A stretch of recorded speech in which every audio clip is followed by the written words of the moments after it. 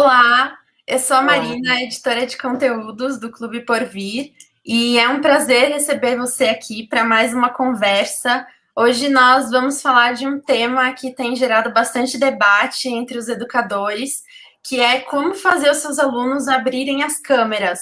Nós sabemos que essa questão não é simples, e se por um lado os professores relatam que o feedback visual, que ele é fundamental para que eles consigam sentir o engajamento da turma, ou se os alunos estão aprendendo, entendendo o conteúdo. Por outro lado, nós entendemos que também existem questões pessoais dos estudantes que podem estar por trás de uma decisão de fechar ou não a sua câmera.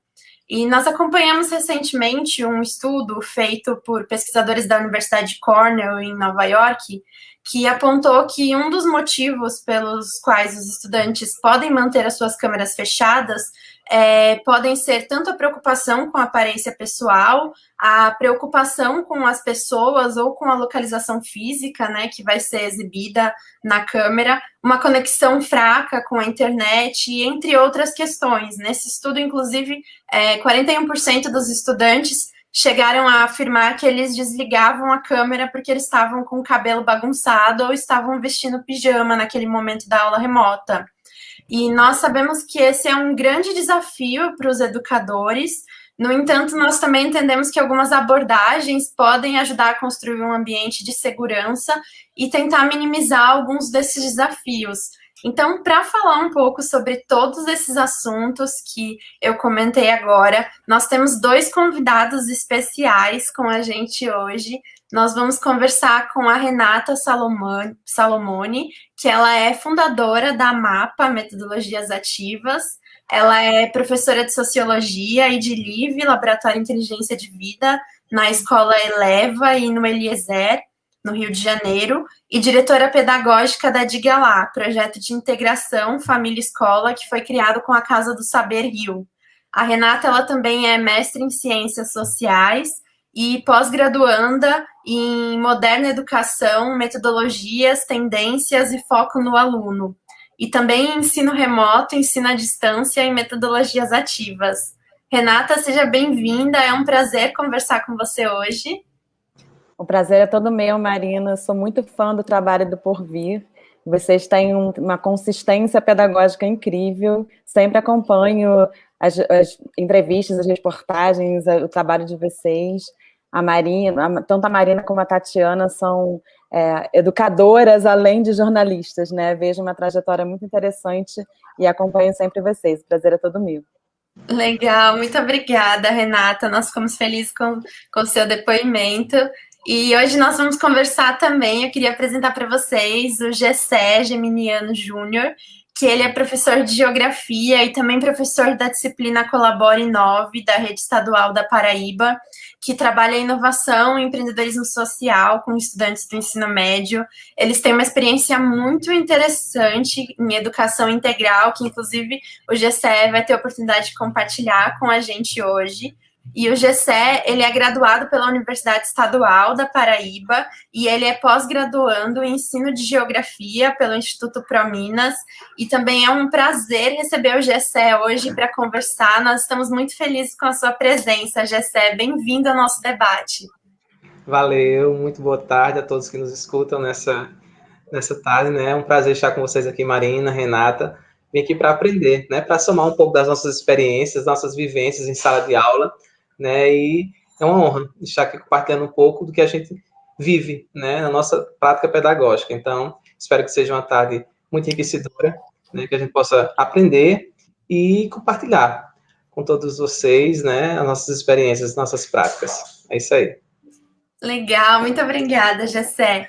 Eu acho que para começar um pouquinho a nossa conversa, eu já queria trazer uma questão, né, para a roda, que é a gente tentar refletir um pouco junto sobre quais questões podem estar por trás das câmeras fechadas, né? No começo, eu inclusive comentei, né, sobre uma pesquisa que foi feita numa universidade em Nova York, e algumas dessas questões, né, me parecem que são percepções muito parecidas, né, também aqui, mas também tem questões muito locais também da nossa realidade, o nosso contexto Brasil, que é muito amplo também, né?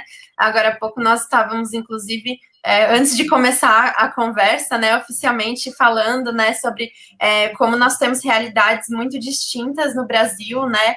Então eu queria um pouco ouvir vocês sobre essa questão. O que vocês acham que influencia o estudante na hora de optar ou não por abrir a sua câmera durante uma aula remota? Quem quer começar respondendo essa pergunta? Renata. Obrigada, Gessé. Eu queria, antes de falar disso propriamente, eu queria falar de uma coisa que o Gessé trouxe que eu acho que é importante de compartilhar. 2020 trouxe uma aprendizagem e uma experiência muito rica entre nós professores, que foi esse espaço de troca, né? Acho que, como nunca, a gente teve uma experiência de troca e, sem dúvida nenhuma, eu aprendi muito com meus colegas professores. Aqui tenho certeza que também vou aprender com o Gessé e com a Marina. Então, eu queria agradecer essa oportunidade também de, mais uma vez, poder trocar. A gente trocou experiências com professores do Brasil inteiro e essa riqueza também é proporcionada pelo Porvir. E agora, para responder à pergunta da Marina, acho que é importante a gente pensar que abrir as câmeras não é algo tão simples, né? Tem várias questões por trás desse processo. Eu diria que entre as adversidades que a gente teve em 2020, que foi também lidar com as desigualdades relacionadas à questão do acesso e com as inovações e renovações que a gente teve que ter na nossa carreira, uma das principais dificuldades que eu vejo também os professores tendo, e a gente mesmo, né, em sala de aula, no ensino remoto, foi, de fato, de abrir as câmeras. Mas antes de falar sobre estratégias de engajamento, a gente não vai aqui falar de nenhuma fórmula para abrir as câmeras, 5 passos, não existe isso, né? Acho que tem várias complexidades na questão. É importante a gente falar como que também a gente tem que estar atento a algumas questões que são muito caras, né, esse processo. Primeiro, a questão da equidade de acesso, como que algumas pessoas não abrem as câmeras simplesmente porque não têm equipamentos favoráveis a essa abertura das câmeras, porque não têm um acesso à internet que seja compatível com a abertura das câmeras.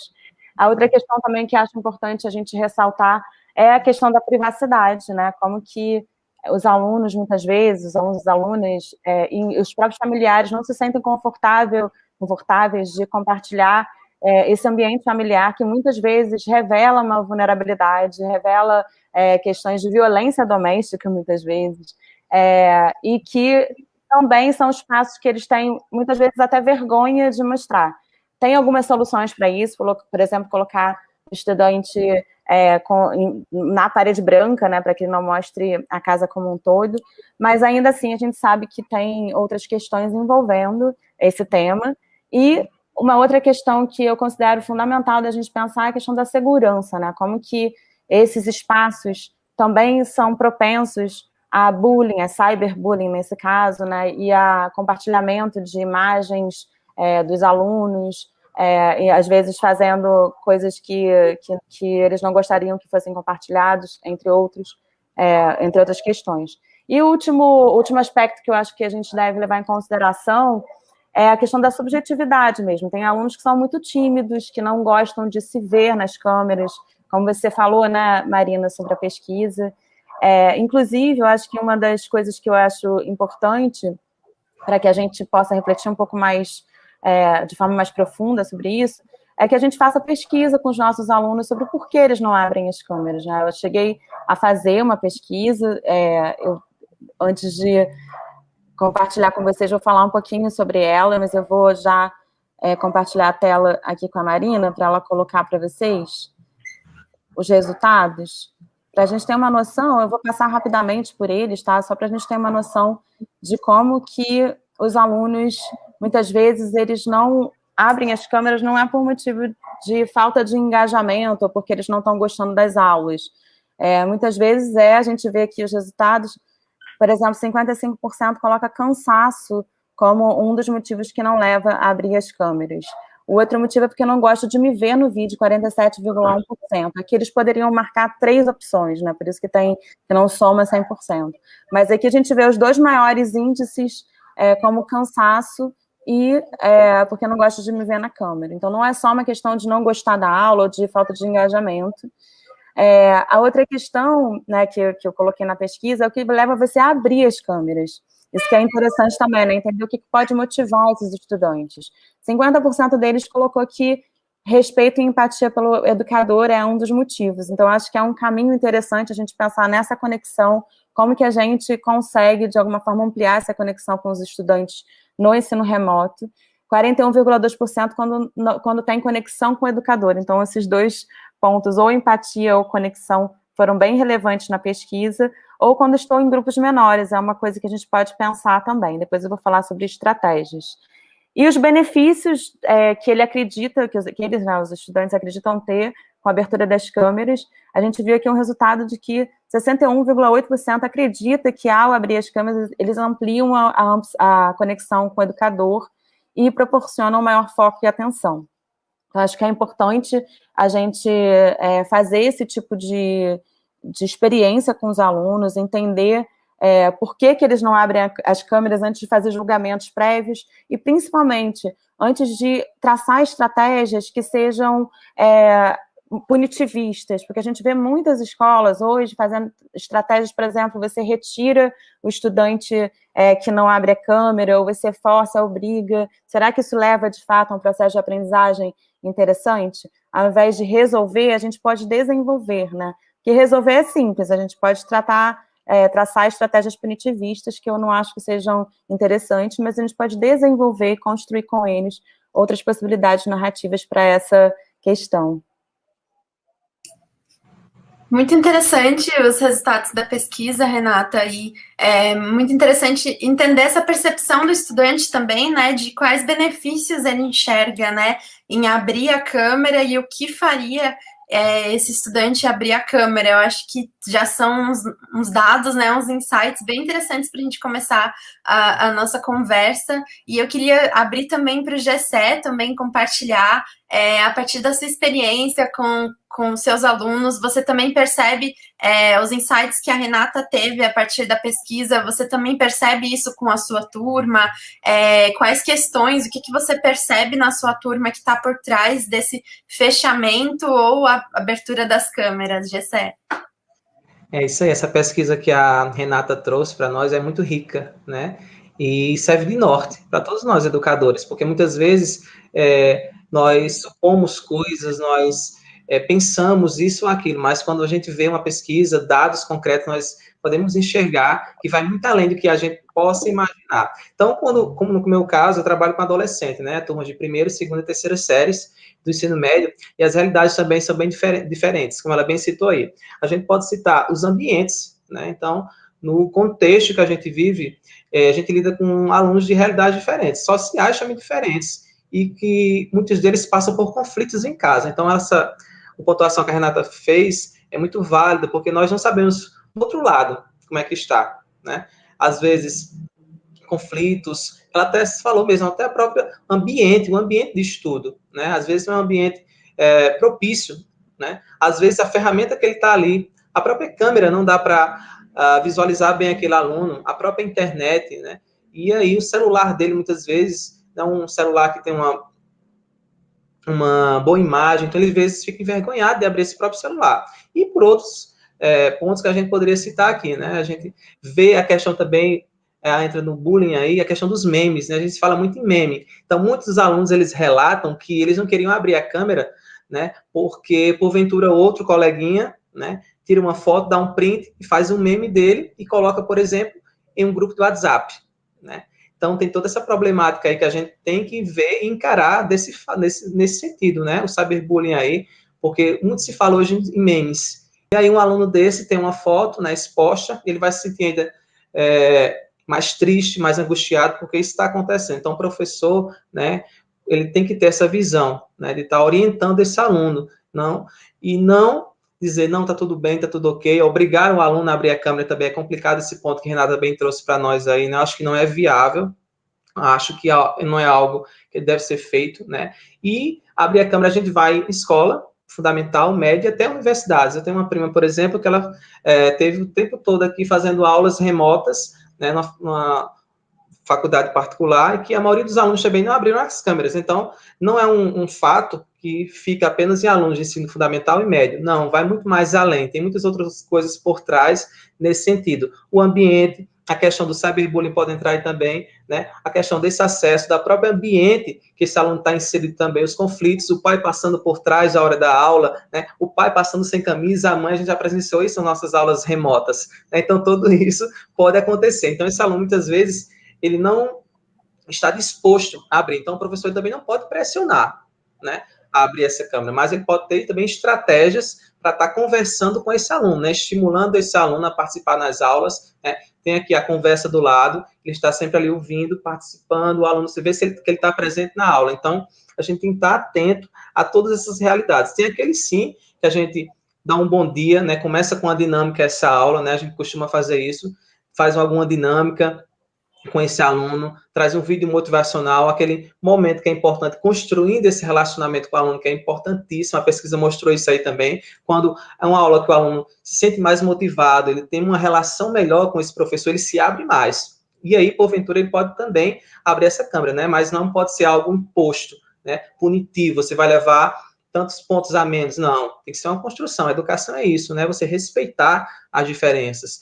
e construir esse relacionamento, eu acho que é extremamente importante, né, a questão aí da confiança que o professor, o aluno tem que ter no professor, né, a questão dessa empatia, construir com esse aluno sempre, a conversa, e essa pesquisa que a Renata fez também, é algo muito importante, né, pelo Google Forms, a gente pode fazer isso, né? A gente fez com alguns alunos também, né, alguns motivos, se eles estavam se sentindo motivados com o ensino remoto, esse ano atípico de pandemia, né, outra realidade, outro contexto. Então, a gente fez também pesquisas com esses alunos, a minha escola fez uma escola de ensino integral, como já citei aqui na Paraíba, e fizemos o que eles estão achando, né, das aulas, quais as maiores dificuldades que eles estão enfrentando também nesse momento de pandemia, de ensino remoto, né, quais os pontos positivos também, né? Então, a gente tem que fazer, de fato, a pesquisa que nós fizemos, a Renata fez aí, nós fizemos também com nossos alunos. Esses motivos que levam esse aluno a não abrir essa câmera, né? E também está construindo esses momentos quebra-gelo, né? A gente construir esses momentos quebra-gelo, as dinâmicas iniciais, antes da nossa aula, uma música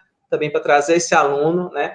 A já entrar na aula mais próximo de nós, né? A questão aí de jogos, né?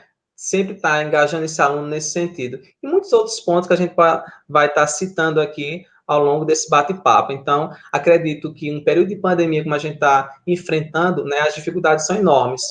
E que o aluno, muitas vezes, ele está ansioso, né, passando por lutas, por contextos diferentes, e a gente tem que estar envolvido, né, ali, se relacionando, construindo, de fato, esses momentos de confiança, para que, quem sabe, ele possa, sim, estar ligando essa câmera aí para ter esse maior contato. Muito interessante isso que você trouxe, Gessé, acho que você e a Renata pontuaram muito bem, né, essa questão de que não tem como o professor, né, obrigar o aluno a abrir a sua câmera, porque, inclusive, existem questões muito mais complexas por trás do abrir ou não a câmera, né. O Gessé pontuou muito bem a questão dos memes, né, que é uma realidade, né, dos estudantes que vão lá, printa a tela e não sabe onde cai a imagem do aluno, que tipo de brincadeira que eles vão fazer em cima. Então, essa é uma preocupação também, né, para os educadores. Mas como é que o educador, um outro ponto para a gente pensar, né, na nossa conversa, como que o educador ele consegue ter essa sensibilidade de perceber que muitas vezes ou o aluno não está abrindo a sua câmera porque ele tem uma questão familiar ou com o seu ambiente, ou porque ele está tímido, ou porque a internet, a conexão dele não está boa naquele momento, ou porque o aluno não está interessado na aula, não está engajado, a prática não está motivando o aluno. Como é que o professor consegue ter essa sensibilidade de identificar se existe uma questão por trás que ele precisa se envolver para entender por que o aluno não está abrindo a câmera, ou se é uma questão da dinâmica e da didática da aula, do formato da aula? Posso? A gente tem essa sensibilidade, o professor ele é capaz de captar, né? Pelo menos aqui a gente percebe, porque você conhece alguns alunos, é bem verdade, né? Eu sou professor das primeiras, segunda, terceira séries, como eu já falei, mas porventura vem aquele aluno que chegou agora na escola, né? Então, antes, para você conhecer o aluno, você tem que ter um relacionamento com ele. Você não pode olhar para ele e dizer, esse aluno é isso, aquilo, esse aqui estuda mais, esse aqui gosta menos de estudar, esse aqui tem dificuldades nisso, aquilo. né? Você não tem uma bola de cristal, é bem verdade, mas justamente através desse relacionamento que você vai construindo com ele, né? E o professor tem essa percepção, né? Ele vai identificar aquele aluno que está ali participando e, por exemplo, com essas práticas que eu coloco, essas técnicas que eu coloco de estar quebrando o gelo, né? Por exemplo, eu já começo a aula colocando uma música, dando um bom dia, né? E pedindo para eles colocar um emoji no bate-papo, como é que ele está se sentindo, né? Então, o aluno já vai interagindo. Então, é importante essa interação para a gente ter o feedback, né? De como está se saindo aquela aula. E o feedback é muito importante. Às vezes, você não escuta muito o que você quer, né? Você quer ouvir, por exemplo, sua aula foi perfeita, dinâmica. O aluno vai colocar ali depois, né? Bacana, não gostei disso. O aluno é muito verdadeiro, né? Então, o feedback é o aluno. Ele vai perceber quando você chegou na sua sala de aula, um pouco triste, né? Se você mudou o cabelo, se você fez a barba, ele já percebe. A percepção do aluno é muito apurada e isso é muito verdadeiro. A gente identifica isso. Quem é professor sabe o que eu estou falando. Se você chegou com a camiseta nova, ele já vai perceber, ele já vai dizer, professor, camiseta nova, o professor cortou o cabelo. Então, ele é muito realista, né? E a gente também tem que ser com o nosso aluno, né? Então, eu costumo fazer com esses momentos de dinâmicas que eu faço com eles, né, nas nossas aulas, e depois, durante a aula, terminei a aula, eu coloco lá o feedback. Pessoal, gostaram da aula, né? Gostariam de que eu fizesse alguma coisa? Um diz, coloca no bate-papo, professor, abre a câmera. Tem aqueles que abrem, né? E dizem, professor, eu queria que você fizesse um jogo, um game, né? Faça um game no Kahoot, outra ferramenta aí, né? Faça um sorteio, por exemplo. Então, a gente tem que estar estimulando e conhecendo esse aluno. A gente só sabe se o aluno está passando por isso ou por aquilo. Claro que numa aula presencial é um pouco diferente, né? Porque você está ali lidando com aquele aluno todos os dias, né? Você, pelo ensino remoto, não. Está tudo fechado, o microfone desligado, câmera desligada, e nem sempre esse aluno vai comentar alguma coisa. Então, e aí? Né? Será que ele está dormindo e saiu? Alguns, no fim da aula, porventura, acabou a aula e continua ali. Ficou 3 alunos, a aula terminou e ficaram 3 alunos depois que a aula terminou. Então, vai lá, chama no privado, no WhatsApp, que a gente tem que estar em contato com esse aluno no WhatsApp, tem que estar em contato, muitas vezes, com os pais, tem que estar em contato com a coordenadora pedagógica da escola, é um trabalho em conjunto, né?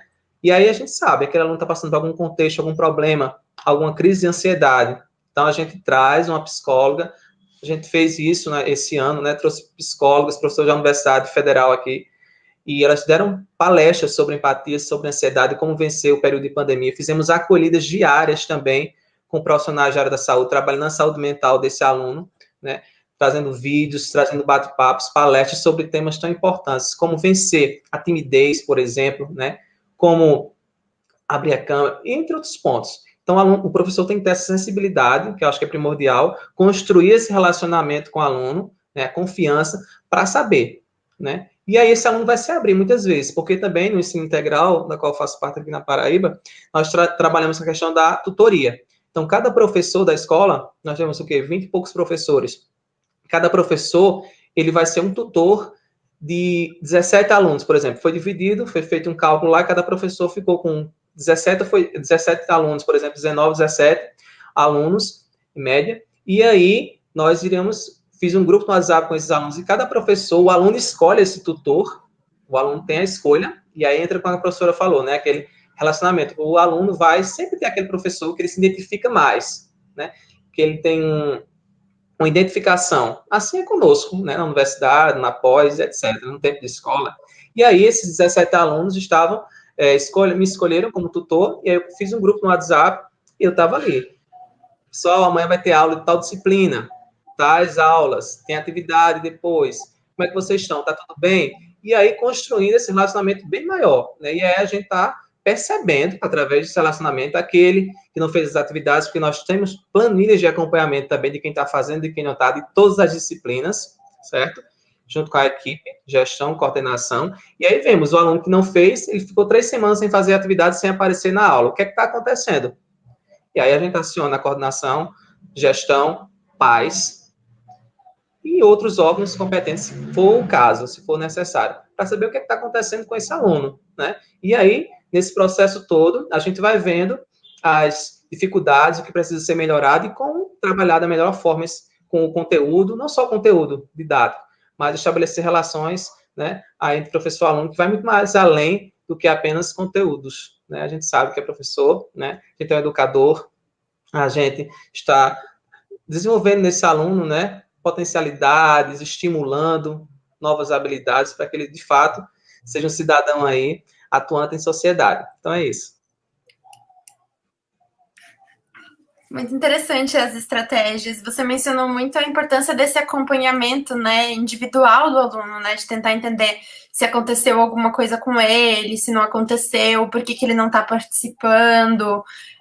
E para você, Renata, na sua sala de aula, como é que é esse processo, né? Como é que identificar, né, essa percepção de que se os alunos estão engajados ou se eles estão com alguma questão, com algum problema pessoal? Como é que é isso na sua escola também? Compartilha com a gente também essa experiência. Jessé falou sobre o termômetro, né? Acho que é importante esse termômetro inicial para a gente entender como está a turma. Tanto nas aulas de livro quanto nas aulas de sociologia, muitas vezes eu faço esse termômetro para entender, inclusive acompanhá-los, né? Entender se é sempre assim, se eles estão motivados ou desmotivados apenas aquele dia, ou se de fato tem uma frequência maior. Acho que a outra questão também que é possível que a gente tenha uma interação maior é o que a gente chama de momentos de conexão genuína, né? Quando a gente intencionalmente busca os alunos para compreender como que eles estão no processo. É um trabalho mais individualizado e muito complexo, porque, de fato, a gente tem, por exemplo, eu dou aula do 8º ano ao 12º, que seria o 3º ano do ensino médio. Então, eu tenho muitas séries, muitos alunos, sociologia e livre, então tem uma complexidade aí de lidar e, de fato, acompanhar. A gente não está dizendo que é simples, né, fazer esse acompanhamento, ter essa sensibilidade. É um caminho que se constrói com esses momentos de conexão genuína. Os alunos percebem quando, de fato, o professor, né, está preocupado com ele, quando a gente está, de fato, querendo saber genuinamente como eles estão. Isso é o princípio básico, né? Quando eles sentem que a gente tem empatia, a gente já conquistou muitos passos.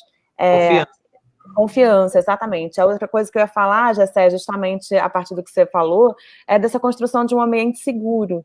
Porque quando a gente proporciona para o aluno um ambiente seguro, que ele se sente confortável para errar, né, que é um dos aspectos que a gente considera mais importante para o processo de aprendizagem, é entender que ele faz parte do processo de aprendizagem e que, aliás, só há aprendizagem com erros, né, quando a gente entende que o erro, ele leva a gente ele é uma ponte entre o que eu não sei ainda e o que eu vou saber depois, né, quando a gente erra, a gente dá a gente proporciona um ambiente confortável para o aluno entender que ele pode errar e que ele, portanto, também pode se abrir e fazer com que a gente compreenda por que ele não está abrindo as câmeras, por que ele não está se engajando no processo. Agora, a falta de engajamento, ela não é só perceptível com as câmeras.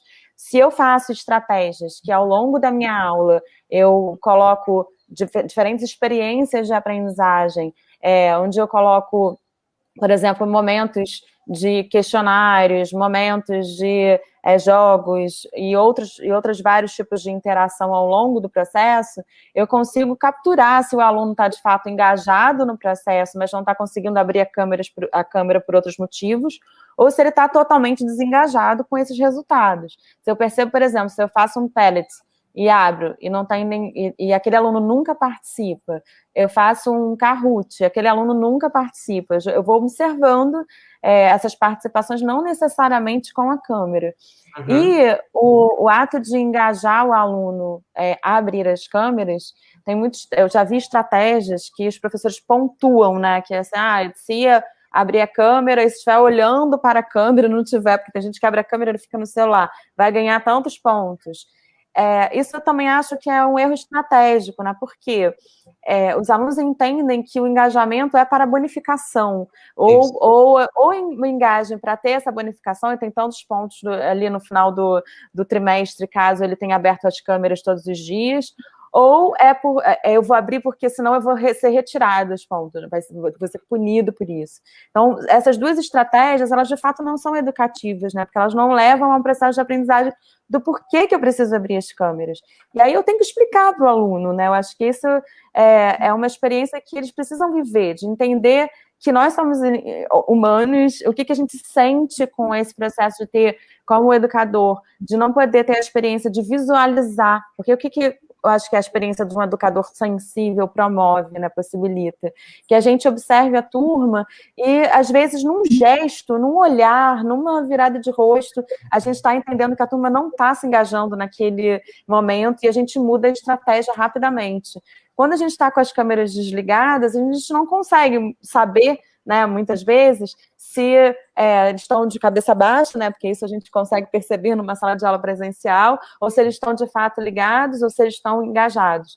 Então, sem dúvida nenhuma, as metodologias ativas, a gente vai falar em breve sobre isso um pouco mais, elas levam a gente a ter essa percepção para além da câmera, né, entendendo que o engajamento não necessariamente está só aqui.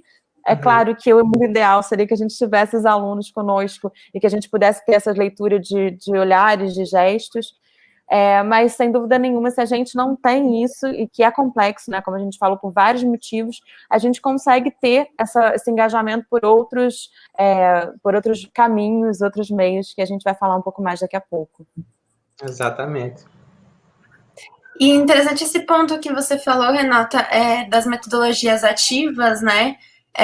Que quando você coloca que a câmera não é o único termômetro, né, para o professor perceber se a turma está engajada ou não na atividade. Você até citou de abrir um Kahoot, por exemplo, durante uma aula, de incentivar que o aluno participe de alguma forma, né? E aí, pensando especificamente sobre as metodologias ativas, né, que é uma forma de manter o engajamento dos alunos nas aulas remotas, essa estratégia, ela muda muito do presencial para o remoto? Que tipo de adaptações você acha que o professor precisa fazer para trabalhar com metodologias ativas no ambiente remoto? Então, essa é uma pergunta que eu acho que é interessante porque ela é para além de só uma adaptação para o ensino remoto, ela é uma mudança de mentalidade, né? Porque muitas vezes o que acontece, a gente tenta transpor para o remoto um tipo de experiência que a gente tinha no presencial e a gente não consegue o engajamento que a gente quer no modelo presencial fazer, por exemplo, esse modelo centrado no professor, centrado no ensino e não na aprendizagem. E a gente erra porque, de fato, a gente não consegue o engajamento dos alunos. E, principalmente, a gente vai vendo, assim, algumas reclamações que vêm muito dessa lógica de uma mentalidade que está centrada no ensino e não na aprendizagem. Por exemplo, eu vejo muitos professores falando, mas agora os alunos podem colar à vontade, né? Eles estão aqui fazendo as avaliações online, fazendo provas que eles podem fazer uma consulta a hora que eles quiserem. Se, de fato, a nossa preocupação é com a cola, é com esse gerenciamento coercitivo, né? Que a gente fica só vendo onde a gente pode pegar o erro do aluno para puni-lo, a gente está usando uma estratégia de aprendizagem que a gente precisa revisitar, de ensino-aprendizagem, né, que a gente precisa revisitar, porque o que faz com que a gente produza experiências de aprendizagem é, de fato, entender os sujeitos do processo, compreender o contexto que eles estão vivendo, entender, pedir para a escola, por exemplo, fazer pesquisa, primeiro passo, né, entender conectividade, entender acesso a computador e a outros meios. E aí, a partir daí, entendendo esse público, entendendo quem são os nossos estudantes, a gente se conectar com eles através das metodologias ativas, sem pensar nas metodologias ativas como metodologias por si só, como um fim em si mesmo. E aí, por isso que eu estava falando dessa mudança de mentalidade que eu acho que é importante. Se a gente está no ensino remoto ou no ensino presencial, usando uma estratégia que a gente detém a informação como poder, né? Eu quero ter o poder através da informação, a gente está também num caminho que a gente precisa revisitar, porque a gente tem o Google hoje. Essas informações, muitas vezes, estão lá. Então, a gente observar que esses estudantes têm trajetórias, têm memórias, têm histórias, e a partir dessas trajetórias é que a gente começa o nosso processo de ensino-aprendizagem, né? Porque a gente entende que eles são sujeitos do processo. Isso não é novo, né? As metodologias ativas, elas não surgem agora. A gente pode dizer que Paulo Freire estava falando ali de uma aprendizagem ativa, que Dewey falava disso, que Ozubo, enfim, tem vários educadores que já falavam desse protagonismo do aluno. A gente está usando hoje o nome, a expressão metodologias ativas, mas é importante pensar que não é porque está na moda que eu vou usar sem intencionalidade, sem entender por que eu estou usando aquela metodologia, qual é o meu objetivo de aprendizagem, o que eu quero com aquela metodologia. Então, primeiro, o que eu quero que os meus alunos saiam daquele processo sabendo, como que eles vão saber, como que eu vou avaliar essas experiências de aprendizagem, e aí, ao final, sim, escolher qual é a metodologia que eu vou usar. Porque muitas vezes o que a gente faz é entrar no ensino remoto e falar assim, não, agora eu quero que as aulas sejam um pouco mais dinâmicas, então eu vou enfiar uma metodologia só para ser mais divertido, mas no final das contas eu continuo reproduzindo a mesma mentalidade centrada no professor. O que eu preciso compreender é justamente a intencionalidade desse processo. Por que eu estou usando essa metodologia?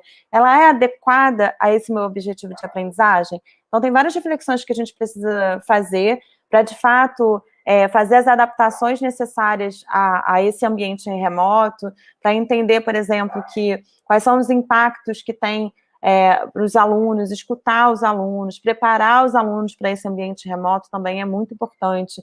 Conversar com eles, como que eles aprendem em casa, porque é outro processo de aprendizagem. Como muito bem a Jéssica falou, fornecer feedbacks o tempo todo, tanto para eles quanto para a gente, né? Pedir feedback, mas também fornecer feedbacks. Então, acho que esses são caminhos para a gente construir um processo remoto que eu acredito que devem estar presentes no presencial também. Essas estratégias que a gente usa hoje no remoto, de fazer alguns tipos de experiências de aprendizagem que não estão dentro daqueles modelos tradicionais, a gente pode, inclusive, usar no modelo presencial. A questão é como que a gente pensa esse espaço da sala de aula. E, Gessé, como que é esse processo para vocês, né? Hoje você atua, além das aulas de geografia, você trabalha também com a disciplina Colabora Inove, né? Que é uma disciplina que foi inserida nas escolas, né, de educação integral da Paraíba, e que ela foca muito, né, na questão do empreendedorismo social, da criatividade, né? E ela usa metodologias ativas e o protagonismo como uma das bases, né? Como que é esse processo para vocês, né, de trabalhar metodologias ativas nesse período de aulas remotas? Que tipo de experiências vocês têm desenvolvido e percebido que estão gerando resultados no engajamento dos estudantes durante as aulas? Bem, a gente sabe que a gente teve que se reinventar, né? Professores, equipe pedagógica, gestão, né? Então, a gente teve que se reinventar, né? Se adaptar a uma nova realidade.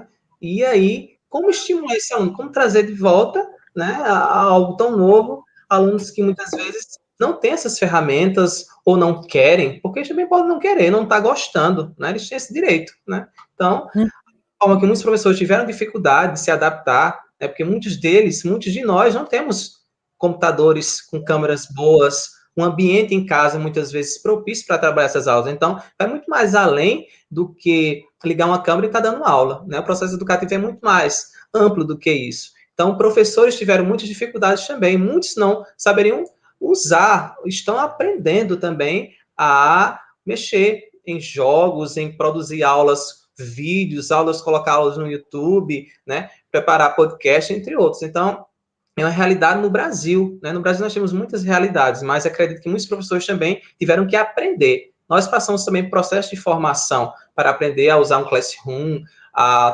trabalhar usando o Meet, coisas, ao Zoom, né? Coisas que muitas vezes nós não usávamos, né? E alguns de nós também já utilizávamos em nossas aulas presenciais, algumas dessas metodologias, né? Trabalhando jogos, né? Trabalhando a questão de dinâmicas em sala de aula, onde o aluno estava ali inserido, né, o protagonista, como a gente fala, né, e nesse período de pandemia, né, nós desenvolvemos estratégias, né, junto com toda uma equipe, trabalhando sempre em conjunto, porque ninguém sozinho, como eu costumo dizer, faz nada, a gente trabalha em conjunto, né, então, eu que sou da área de humanas, nós nos reunimos sempre, como trabalhar esse assunto? Como vamos trabalhar, né, um bate-papo com esses alunos, vamos nos unir, os professores de área de humanas, por exemplo, e trabalhar um conteúdo, né, fazer um debate de humanas, por exemplo, trazendo profissionais de outras áreas também para estar somando, né, então a gente tem que estar bolando muitas estratégias, se reinventando o tempo todo, e não só na disciplina, né, da base, né, de geografia, por exemplo, mas, como você bem citou, eu sou professor, a rede aqui da Paraíba, ela tem essa questão do Colabora Inove, que é uma disciplina que preza pelo empreendedorismo, pela inovação, pela criatividade. Então, nas aulas presenciais, a gente já estava trabalhando essas metodologias. A gente trabalha com formação de times, né? Então, times, junta-se alunos com personalidades diferentes, forma-se um time para tentar resolver um problema, né? O brainstorming, que eles chamam, né, nessa área aí de inovação, nessa área de empreendedorismo, para resolver um problema. Então, na sua rua, no seu bairro, tem um problema o quê? Junta-se as mentes pensantes, iluminação, buracos nas ruas. Como resolver esse problema? Então, aquele time está tentando resolver aquele problema, né? Trazer uma solução dentro da sua escola, dentro da sua rua, que causa um impacto social. E agora, como trabalhar isso no ensino remoto? Né? Então, a gente também, junto com a disciplina do Colabore 9, estávamos trabalhando assuntos desse sentido, né? Com podcast, né? Trabalhando com as realidades diferentes de cada lugar, porque temos alunos da zona rural e zona urbana, né? Contextos diferentes também. Então, nós estávamos trabalhando a questão, fizemos feiras de ciência no período presencial, baseados nos ODS, baseados nessa área de inovação, de vendas, né? Montando seus produtos. Os alunos traziam, né, aqueles produtos para vender numa feira de ciência, por exemplo. Você é bom em quê? O que é que você gosta de fazer? Bom, a gente faz gin gourmet, né? Não sei se vocês conhecem o termo, mas são geladinhos gourmet. Tudo é gourmet agora, né? E aí aqueles alunos traziam nessas feiras de ciência para estar vendendo ali. E por que não fazer isso, por exemplo, em tempos de pandemia, né? Você pode colocar também um anúncio lá no seu Instagram, faça um Instagram, por exemplo, de um produto, né? De algo que precisa ser melhorado. Coloca ali, por exemplo, nós tínhamos alunos que eram boas em história, então construíram ali um Instagram de história, por exemplo, trabalhando vídeos, né, trabalhando conteúdos para o Enem, preparação para o Enem. Então, juntos, a gente tem que melhorar esse processo de ensino-aprendizagem, né, não só na disciplina da base, né, de geografia, por exemplo, mas também como disciplinas como Colabore 9. Trabalhamos a questão dos podcasts. O que é que vocês querem, alunos, para tentar dinamizar um pouco mais, né? Vamos trabalhar podcast, professor, sobre conteúdos, chamando convidados, convida uma psicóloga para trabalhar sobre saúde mental. E aí a gente construiu, fez o convite, gravamos o podcast com essa psicóloga, além da palestra pelo Google Meet, e aí disponibilizamos aquela palestra como está convivendo com a pandemia, a ansiedade em casa. Então, essa psicóloga deu dicas, alimentação, o professor de educação física fez lives também sobre isso, né? Sobre que a atividade física dentro da própria casa pode estar estimulando ele também a trabalhar essa questão, né, de problemas socioemocionais, né? Então, lives, grupos de WhatsApp com vídeos, com palestras, com WhatsApp, usando aí também, né, o Instagram da própria escola. Então, alunos fazendo vídeos, professores unidos com o propósito de propiciar, né, nesse momento tão difícil, alternativas para que as aulas se tornassem mais dinâmicas, né, e que somassem na vida desse aluno. A gente trabalhou também, depois eu vou pedir que você coloque aquela imagem lá, né, com o Esquadrão Humanas. O que era isso? Nós, os professores da área de Humanas, assumimos o papel aí junto com o aluno. Claro, o aluno sempre está envolvido nesse sentido, né, que eles gostam muito desse universo de jogos, animes. Então, a gente trabalhou aí, cada professor de Humanas, e aí os professores se reuniram da área de Humanas, né, vamos criar um Esquadrão Humanas, né, tem a Liga da Justiça lá, os super-heróis, então cada professor aqui representava um super-herói desse. Eu sou esse aí, o Capitão América, geografia aí, a Mulher Maravilha de história aqui, Batman, né, aqui o de filosofia, o Harry Potter, né, com a pedra filosofal, e aqui a Tempestade, que era outra professora também de geografia, representando aí o tempo, né, e aí, esses Esquadrão Humanos foram os professores, cada um representa um de nós da área, e nós colocávamos os vídeos dentro dos grupos de WhatsApp, com esses personagens, além das aulas, dos conteúdos, claro, com slides, e cada personagem deles representava um conteúdo. Por exemplo, vamos dar aula hoje sobre meio ambiente, sustentabilidade. Então, colocava uns balãozinhos lá na fala de cada personagem desse, junto com os vídeos, e o conteúdo ia sendo dado como se fosse esse personagem. Então, cada um de nós tínhamos um nome, e aí fizemos vídeos, eles gostaram bastante, né? E aí começaram a brincar conosco também. Então, quebrando esse gelo e se aproximando deles, né? Porque é algo que eles vivem, gostam, e a gente estava o tempo todo tentando encontrar algumas alternativas para estar trabalhando isso em sala de aula. Então, cada professor da área de humanas representava esse personagem, e o conteúdo ia sendo passado, ministrado em vídeos, em slides nesse sentido, de acordo com o tema e a aula. Aí foi o Esquadrão Humanas, e aí foi uma prática exitosa que a gente viu que surtiu efeito, os alunos interagiram muito conosco, né, abriram até as câmeras nesse dia, brincavam, nos chamavam pelo personagem, comentavam, depois que a gente postou o vídeo e os cartazes no no Instagram da escola, eles começaram também a brincar, e aqui no nosso estado também temos outros professores também que se caracterizaram da turma do Chaves, para tentar, de todas as formas, estimular esse aluno a participar mais dessas aulas, né? Alguns participam, outros nem tanto, porque a gente tem que entender também, como a professora falou, que nem todo aluno ele vai abrir a câmera. Nem que você dê ponto, nem que você faça isso ou faça aquilo, a gente tem que respeitar. Você não só aprende se a câmera estiver ligada, é bem verdade. Como já citei, existem alunos em faculdades, em pós-graduação, que não gostam de ligar a câmera. E aí a gente tem que respeitar. Tem que estar sempre sabendo também o motivo, né, e o porquê. Ele não pode também o tempo todo estar dormindo sem interagir. João, cadê você? Não fala no chat, não responde, não liga nenhum áudio. Então você também tem esse cuidado também de estar observando, né? Não quer ligar a câmera, tá tudo bem. Mas comenta alguma coisa.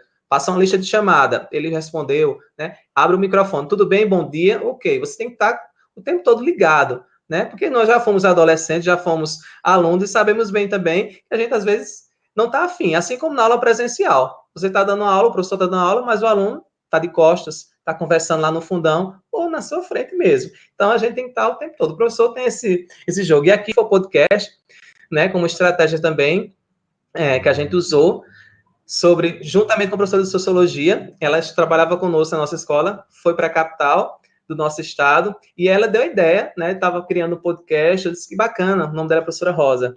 E aí, gostaria de citá-la também, porque tudo que a gente soma, né, aprende, tem que compartilhar e dizer a fonte. E a professora Rosa estava criando esse podcast, eu gostei da ideia, depois eu fui pesquisar a respeito, né, porque a gente não sabe tudo, claro, no YouTube, como é que criava um podcast, como é que fazia, como compartilhava, como chamava convidados, e esse podcast foi criado, e todas as aulas, é mais trabalho, bem mais trabalhoso, porque você trabalha mais, também no período da pandemia, tem gente que diz que os professores não estão trabalhando na pandemia, já ouvi várias falas nesse sentido, e a gente fica indignado também por isso. Professores estão ganhando em casa sem trabalhar. Quem não já ouviu essa frase, né?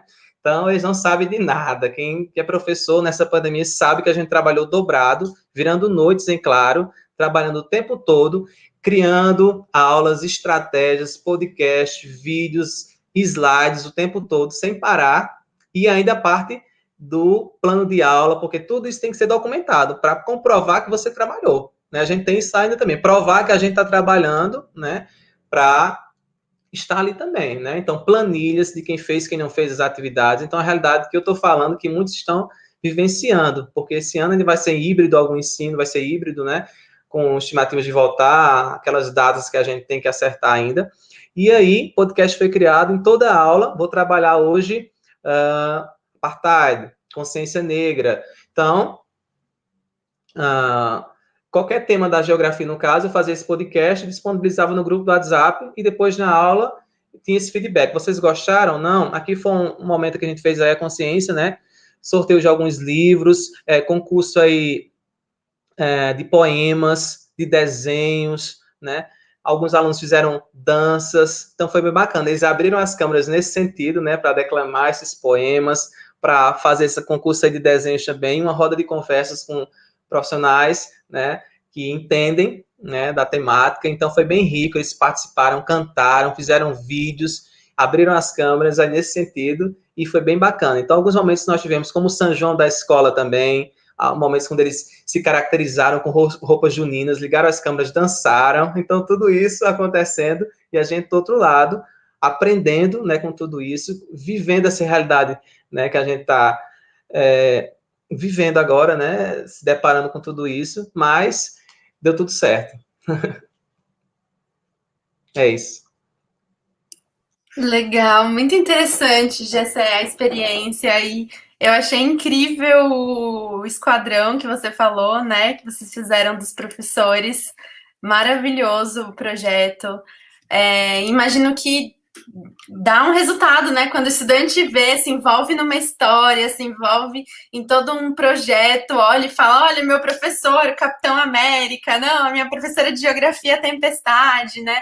São estratégias que muito simples, né? Que qualquer professor consegue utilizar na sua aula, né? Consegue incorporar e consegue atrair o engajamento, a atenção da turma para a sua atividade. Achei muito interessante esse projeto que você falou, e inclusive do podcast também, né, que é um formato que a gente tem acompanhado, né, crescendo agora, todo mundo fala agora sobre podcast, e é interessante ver como vocês perceberam essa demanda dos estudantes, né, que eles queriam formatos diferentes.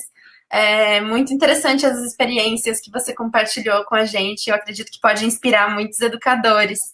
E agora eu queria ouvir também a Renata, porque ela também desenvolveu muitas atividades nesse período, né, tem algumas práticas para compartilhar com a gente. Eu queria que você contasse um pouquinho para a gente, Renata, o que que você desenvolveu, né, para engajar os estudantes durante as aulas remotas, o que que eles fizeram para se animar a abrirem as suas câmeras, né? Como é que foi esse processo na sua sala de aula também?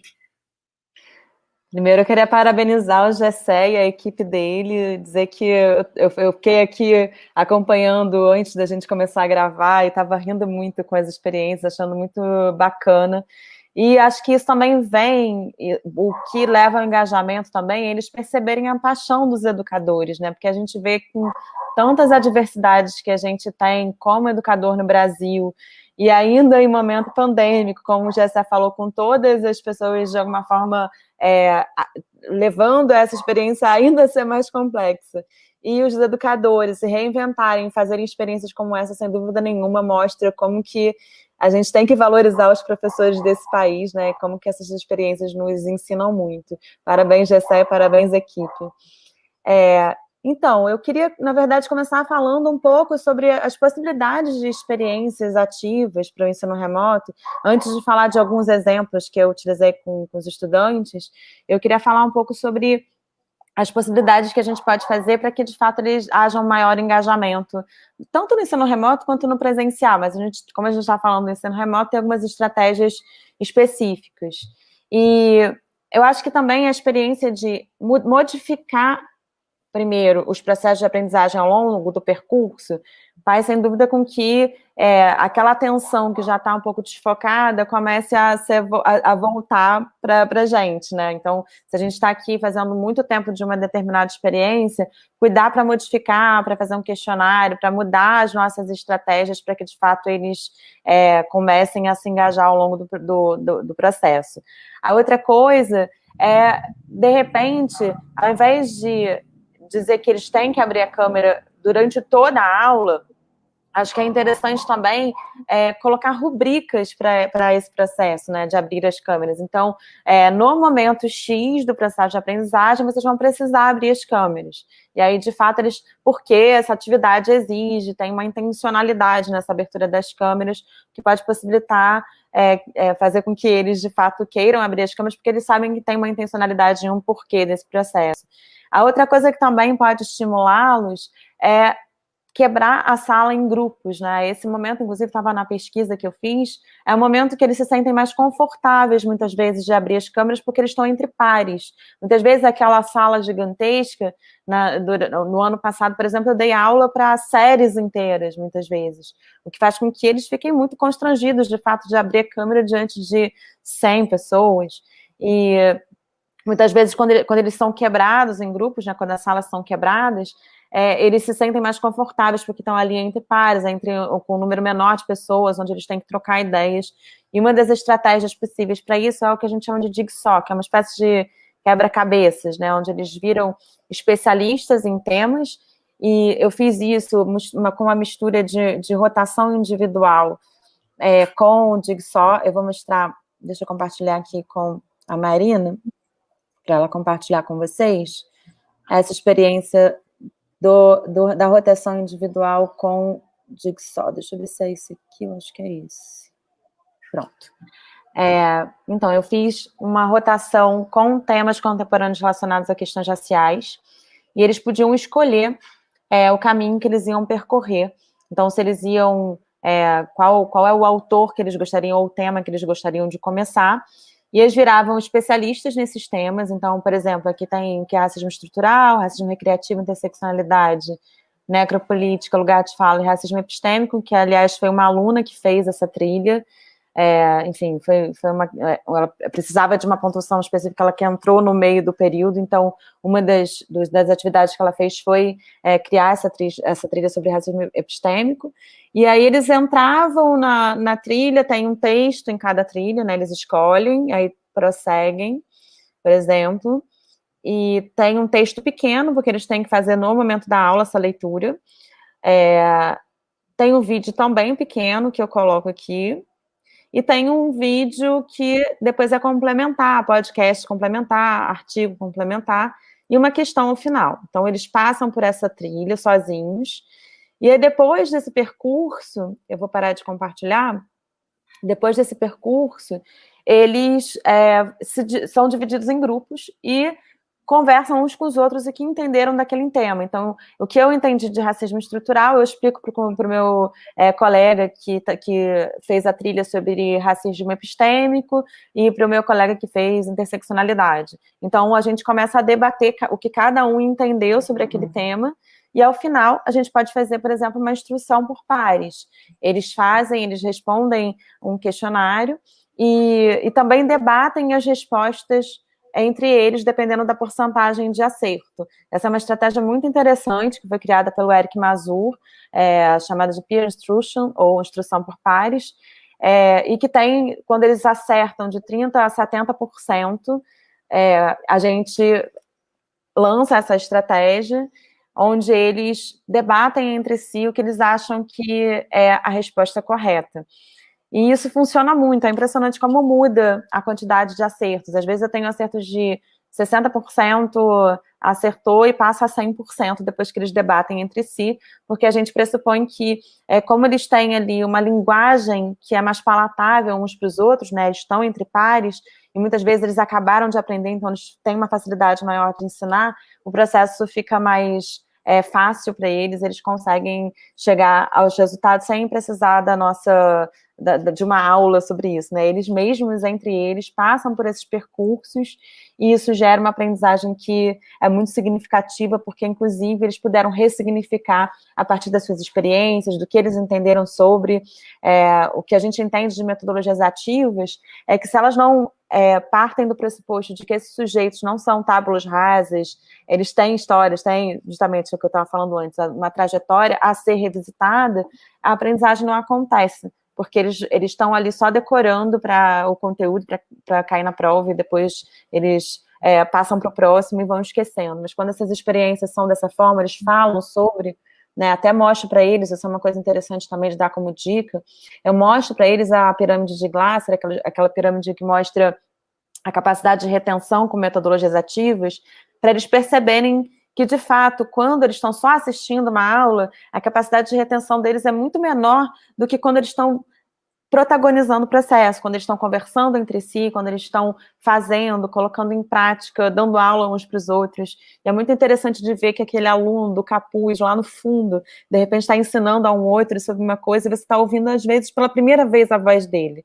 Eu, com essas experiências de metodologias ativas, eu acho que uma das coisas que me fez, de fato, me convencer de que eu queria abrir uma empresa, inclusive, sobre isso, é que eu vi a modificação concreta na minha sala de aula, eu vi a voz daquele estudante do capuz. Isso me emocionou de verdade, me fez entender que eu queria essa experiência, não porque estava na moda, não porque está todo mundo falando, mas porque, isso foi em 2017, né, mas porque, de fato, eu acreditava que isso tinha uma mudança significativa na vida desses sujeitos.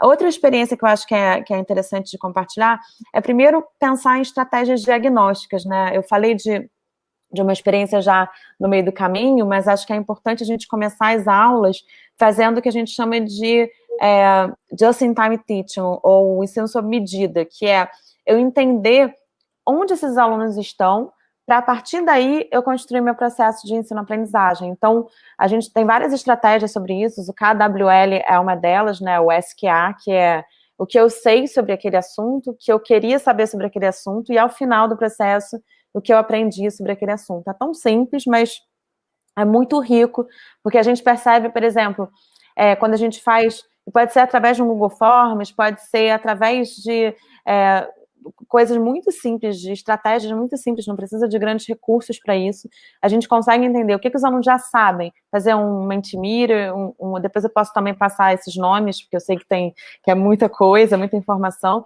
mas algumas ferramentas que possibilitam essa análise diagnóstica que antes a gente não tinha a possibilidade de fazer com tanta rapidez e de chegar tão de forma tão personalizada e tão diversificada nos alunos, né? Agora tem várias ferramentas que permitem isso. E aí o KWL a gente costuma fazer no início da aula para já saber em que pé eles estão, e a partir daí eu identificar os objetivos de aprendizagem que eu quero para aquele momento, e ao longo do processo ir também fazendo esses diagnósticos para que eu possa sempre modificar a minha aula de acordo com o que eu observo ao longo do processo. Outra coisa que é muito interessante da gente pensar como estratégia é o que a gente chama de choice-based learning, aprendizagem baseada em escolhas.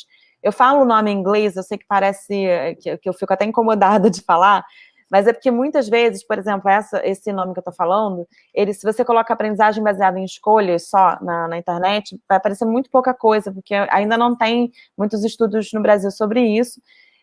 Se você procurar no Google como Choice-Based Learning, depois você entra nesses artigos sobre, e tem a própria possibilidade de você apertar o botão direito do mouse e colocar para traduzir aquele artigo. Se você tem dificuldade com leitura em inglês, então tem a possibilidade de você acessar artigos sobre essa estratégia de forma muito simples.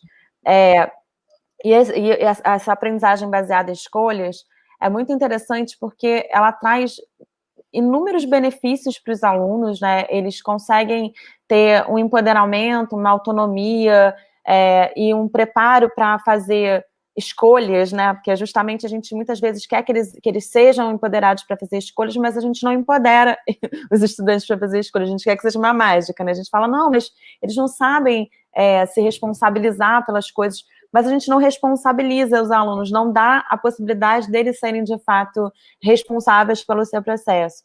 E essa estratégia da aprendizagem baseada em escolhas, ela pode ser feita de inúmeras formas, desde combinados de regras de convivências com os estudantes, então, chegar para eles no próprio ensino remoto e falar, olha, vamos combinar como que vai ser as nossas estratégias aqui de convivência, o que a gente pode fazer, o que a gente não pode, entre eles vão chegar àquilo que a gente gostaria que eles chegassem, pode ter certeza.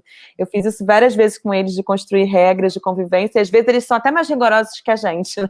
Às vezes eles falam coisas, eu falo, gente, mas por que vocês estão falando que precisa disso?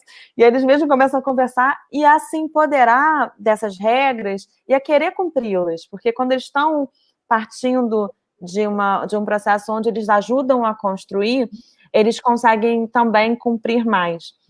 Pode também ser pela organização, né? Como que eles vão se organizar no processo, a organização da sala de aula presencial, se você estiver presencialmente. As maneiras de relatar, então eu vou relatar como essa experiência? Eu quero relatar por um podcast, professora. Não, eu não tenho acessibilidade, eu não tenho equipamentos, eu quero relatar por um mapa mental desenhado. Isso também é equidade, né? A gente ensinar observando a realidade do aluno. Eu não posso falar para todo mundo fazer um podcast sem saber se todo mundo tem acesso à possibilidade. Então, tem um aluno que quer entregar um mapa mental porque ele só pode fazer isso, porque ele só tem acesso a essa ferramenta, papel e caneta, essa tecnologia, que também é uma tecnologia, a gente possibilita isso. Perguntas de condução, eles criarem as próprias perguntas, para depois você colocar uma pergunta na prova. Tem várias maneiras deles escolherem caminhos, da gente aprimorando esse desenvolvimento, e eles, inclusive, irem cuidando desse aprimoramento, então incentivar que eles criem metas para eles, objetivos, eles entendam que eles mesmos tentem descobrir qual é o objetivo de aprendizagem daquele momento, que eles possam também falar sobre prazos, construir prazos com a gente, para eles também cumprirem. Então, não, a gente vai, olha o calendário, vê as possibilidades com eles. São várias coisas que a gente pode ir empoderando os alunos que vão engajando mais. Eu acho que eu estou falando muito, eu ainda tinha algumas coisas para trocar, mas eu acho que a gente pode abrir um pouco para outras falas e depois eu posso compartilhar outras experiências. Muito interessante, Renata. E eu achei legal que você compartilhou, né, que você conseguiu fazer uma atividade de rotação individual, né, com o formulário do Google. E acho que desmistifica muitas coisas, às vezes, quando a gente fala, né, sobre o modelo de rotações, né, às vezes os professores pensam que precisam de muitos recursos para isso, né, e às vezes com o formulário do Google você consegue fazer uma atividade super efetiva, né, de rotação individual, que inclusive conta com o apoio dos estudantes para desenvolver um dos caminhos da dessa trilha, né? Muito interessante isso que você compartilhou. E também a questão dos estudantes poderem fazer escolhas, né? Deles, o quanto eles se envolvem mais quando eles participam do processo de construção, né? Até mesmo das regras, né? Se você participou da construção daquelas regras de convivência, você vai querer que elas sejam respeitadas, né? É muito interessante isso que você comentou. E acho que tem um ponto que é legal a gente refletir também, né? Que você falou em algum momento, né? Que você começou a ouvir a voz do aluno de capuz no fundo, né? Que acho que todo professor tem dentro da sua sala de aula, consegue imaginar, né? O estudante que costuma sentar ali naquele cantinho, que não fala muito, que é tímido. E eu queria trazer um pouco essa discussão, né? Para a gente pensar sobre isso. E queria até ouvir o Gessé sobre essa questão, né? Sobre como que o educador consegue vencer a timidez do estudante, né? Como é que você envolve o estudante na atividade? Porque muitas vezes existem possibilidades diferentes, né? De participar de mandar uma mensagem, de mandar um emoji ou de mandar um áudio, mas alguns estudantes acabam tendo uma resistência maior, né? Eles acabam tendo um pouco medo de se expor, medo do que os colegas vão pensar, principalmente nesse período, né? De adolescência, juventude, nessa transição aí, principalmente a Renata que está no 8º ano, o Gessé que está no ensino médio, né? A Renata também no ensino médio. Então, pensando nessa faixa etária, nesse momento da vida deles, como é que você acha, Gessé, que o professor pode estimular e pode lidar com a questão da timidez, principalmente nesse ambiente remoto? Eu acho que a fala da Renata aí, nós somos de estados diferentes, né? Mas a fala dela, muita coisa que ela fez, está fazendo, seus colegas acreditam também de outros estados, é algo que a gente já tem feito também, né? As dinâmicas que ela tem feito, é interessante que muda os estados, muda as estações, mas as práticas são muito parecidas, né? A gente percebe na fala dela muitos pontos que a nós aqui também percebemos. Quando ela fala do aluno de capuz lá atrás, que muitas vezes não fala, ou aquele aluno que fica o tempo todo de cabeça baixa, que não se mostra, né, que tem essa dificuldade de falar, e pelo aplicativo, né, muitas vezes nossas aulas pelo Meet, ele abre o áudio e começa a falar. E até os outros colegas ficam olhando aquilo, né, até muitas vezes surpresos, porque aquele aluno, ele está se expondo, e muitos deles têm essa dificuldade de se expressar nessas aulas presenciais, e pelo Meet, por exemplo, que é uma ferramenta que a gente usa aqui na Paraíba, eles têm falado, e a gente tem que perceber isso, né? Isso é muito bacana, ver esses alunos que muitas vezes, em outrora, estavam ali caladinhos, agora estão se expressando, seja também pelo bate-papo aqui, né? A gente já comentou a respeito que não só abrindo a câmera que esse aluno, ele está aprendendo, está se comunicando, existem outras formas também de se comunicar. E a fala da Renata foi muito boa, quando ela disse também a questão desses alunos, muitas vezes, por exemplo, eu tenho 6 turmas de primeiras séries do ensino médio. Então, muitas vezes, a gente junta 3, 4 turmas, ou até as 6, 7 turmas juntas. E aí tem essa questão, né? Aquele aluno que já é tímido, né? Será que ele vai sentir mais dificuldade ainda em ver outros colegas que não são da turma dele junto ali, né? Muitas vezes, por isso, ele às vezes fecha essa câmera e não abre de jeito nenhum, porque ali vai ter também alunos que ele não tem esse contato, né? E ao se expor, abrir a câmera e dizer que eu estou aqui, né? Entra tudo isso, entra a timidez, entra muitas vezes a outro aluno da outra sala, que ele não tem um contato, e ele fica receoso, né? Nós, professores, como temos reuniões aqui com 40 pessoas, vem uma palestra, ficamos com medo, muitas vezes, de abrir essa câmera. Imagina um adolescente, com um turbilhão de emoções, de pensamentos. Então, a fala da Renata, ela coloca muito essa questão aí também, de juntar, às vezes, as turmas, e aí esse aluno vai ter mais dificuldade ainda de se abrir. Se ele tem dificuldade de se expor com a turma dele, que é o quê? 30, 40 alunos, imagina quando junta 2, 3 turmas.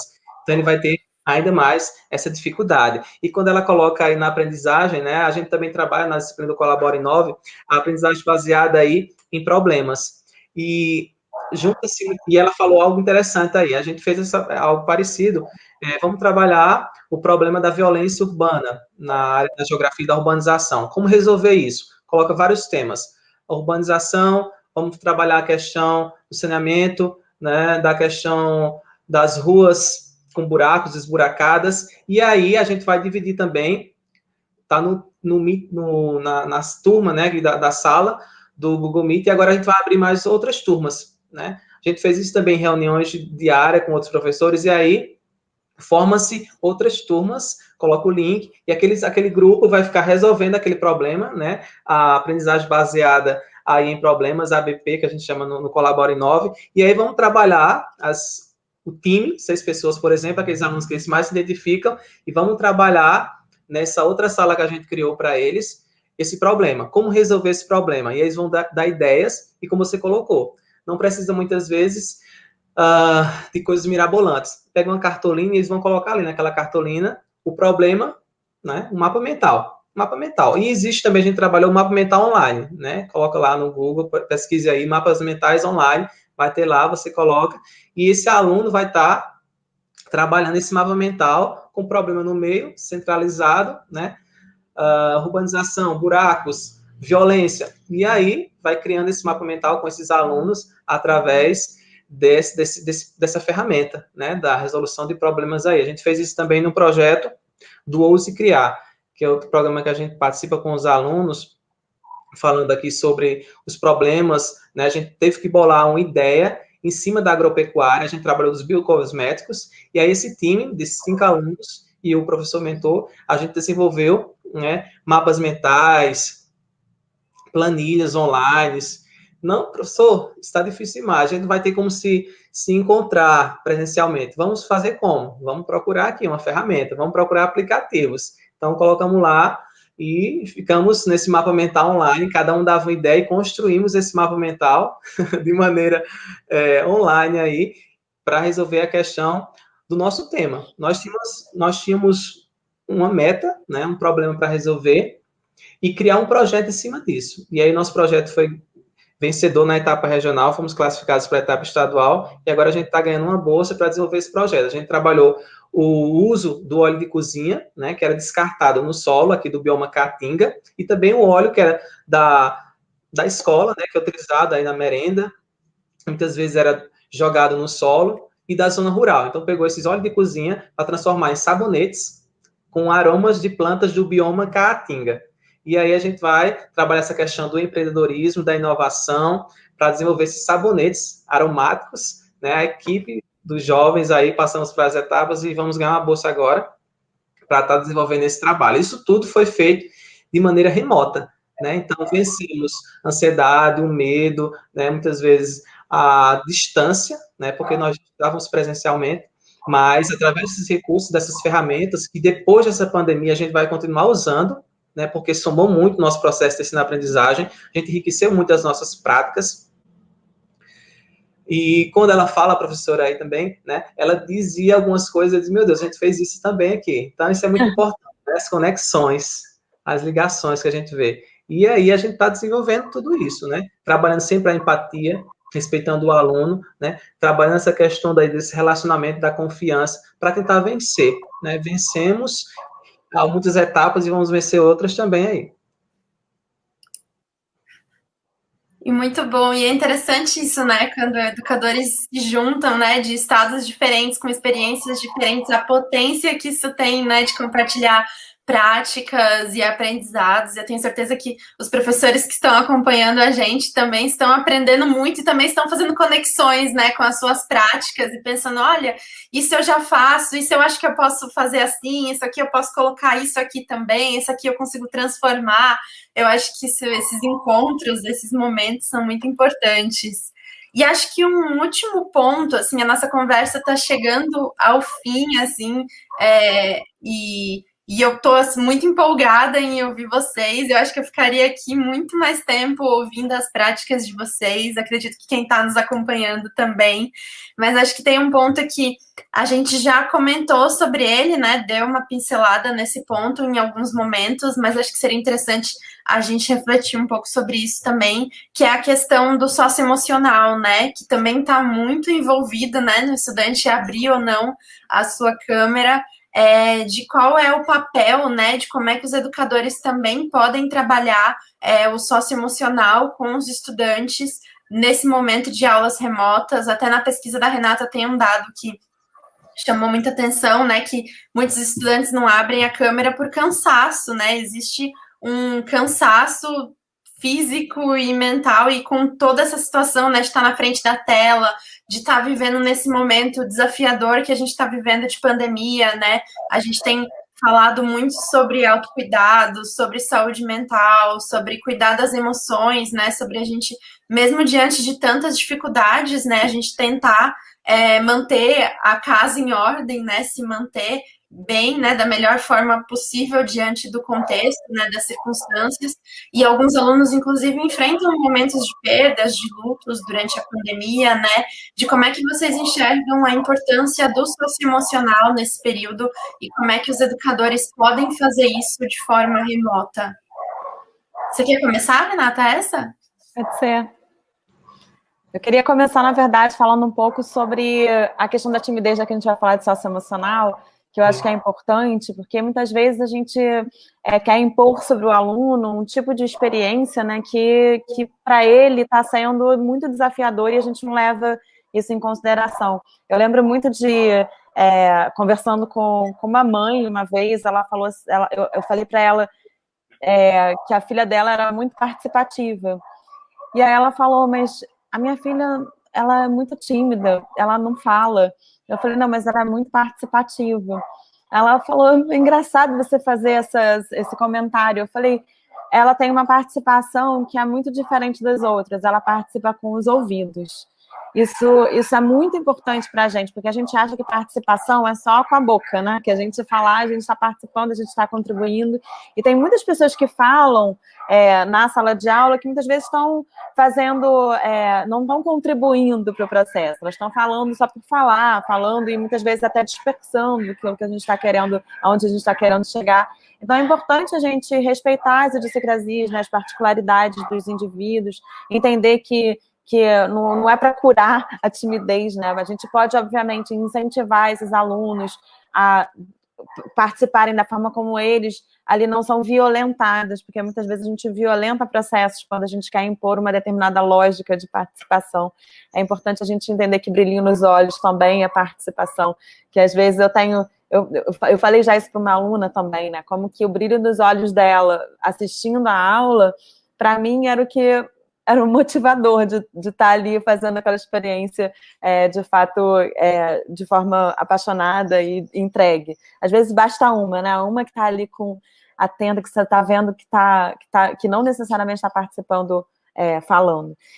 E, de fato, o socioemocional é uma preocupação que a gente deve ter. Eu sugiro que a gente também tenha estratégias como, por exemplo, de guardiões da turma. Então, pegar aquelas pessoas que a gente sabe que de alguma forma tem ali uma liderança ou que tem uma facilidade de relacionamento, e para ajudar a gente, principalmente nesse momento, né, que a gente não está enxergando os alunos, a verificar que como eles têm ali entre eles mais acesso a essas questões, muitas vezes a gente aqui não está sabendo, mas eles sabem, por exemplo, que tem alguém sofrendo bullying na sala de aula, ou cyberbullying, né, e que a gente não consegue identificar, mas que a gente sabe que os estudantes muitas vezes entre si sabem o que está acontecendo, então pedir ajuda mesmo para os alunos, falar, olha, vamos falar sobre isso com os estudantes, e também é uma etapa fundamental, porque muitas vezes a gente quer que eles tenham um determinado código de convivência, mas a gente não fala sobre o que é essa experiência de cyberbullying, de cancelamento, né, de public shaming, de cancelamento público, essas experiências que a gente está vendo, está acontecendo agora no Big Brother, que está todo mundo falando sobre, mas isso já, né, acontece faz tempo na sociedade, desde que as pessoas eram torturadas em praça pública, mas como que isso no mundo virtual, ele tem uma proporção muito problemática que a gente deve cuidar, porque ela pode ser infinita, né? A gente tem casos, né, de pessoas que cometem algum erro ou não, né, e que são canceladas, mas às vezes o cancelamento é tão desproporcional àquilo que a pessoa fez, que faz com que muitas vezes os reflexos sejam muito dramáticos, né, como, por exemplo, casos de suicídio e coisas que a gente tem que chamar a atenção, que a gente tem que conversar com os estudantes, para eles entenderem a gravidade, porque muitas vezes estão ali na brincadeira, mas não estão entendendo as consequências, as possíveis consequências disso. Então, o primeiro passo é a gente não esconder esses temas, né? Porque muitas vezes a gente fala como são temas muito tabus, muito difíceis de serem trabalhados, Se a gente não tem um especialista que nos ajude ali no cotidiano da sala de aula, a gente pode convidar alguém para falar sobre. A gente pode fazer estratégias, por exemplo, no chat privado, conversar às vezes com alguns alunos, chamar, perguntar se está tudo bem ao longo da aula. Eles se sentem mais confortáveis quando a gente quer saber de verdade. A gente chama ele no privado, fala, está tudo bem com você? Alguma coisa que você queira comentar? E aí os processos eles vão sendo mais cuidadosos. Os alunos tendem a valorizar muito o que a gente chama de CCPR, né, que é cuidado, competência, paixão e principalmente reparação, né?